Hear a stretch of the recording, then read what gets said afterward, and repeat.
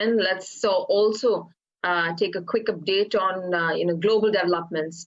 Randy Watts, Chief Investment Officer, O'Neill Global Advisors, is joining us right now on the phone line. Randy, thanks very much for taking out the time.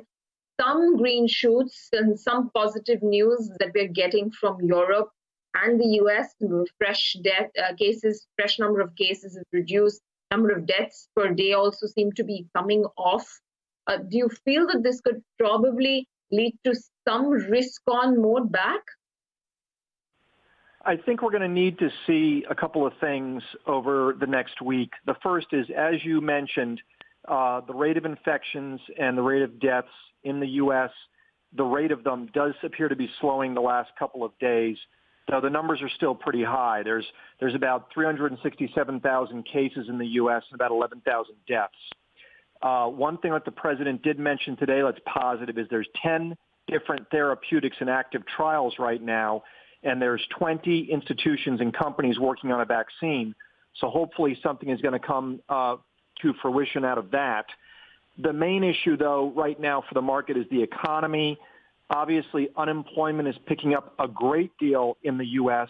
It's running about 4.4% currently, but it's likely to get into the double digits before this crisis really ends. Randy, a lot of comments coming around, and we've seen how the jobs data is shaping up. There's a possibility, and the comments that are coming around are suggesting around 12 to 13% unemployment in the near term, a possibility of getting into a recession, the same way that we saw post the global financial crisis. Do you feel that all of those factors then push back investor sentiment to, add on to the equity portfolio to maybe even next year? I do, in the sense that this is a significant economic event. It's a very hard hit to the U.S. service economy. Like you just mentioned, unemployment is likely to get into the double digits. And so I think it's really a question of earnings. Last year, earnings for the S&P 500 were about $163 a share. It's clear they're going to be down this year. People are looking at a range of down 10 to down 20%.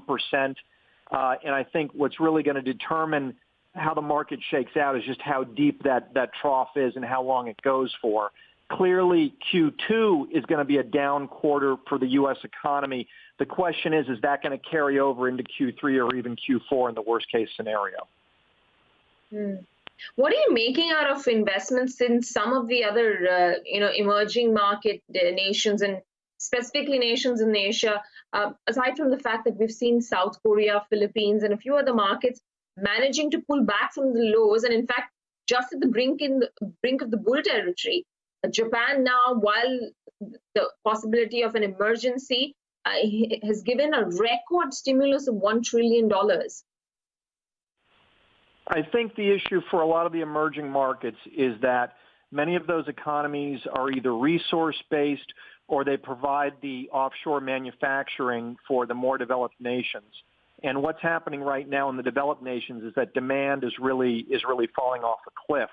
And so that is really causing a hard hit to those emerging countries. Another factor is the U.S. dollar. The U.S. dollar has been very, very strong in this crisis. That has a negative implication for many emerging markets.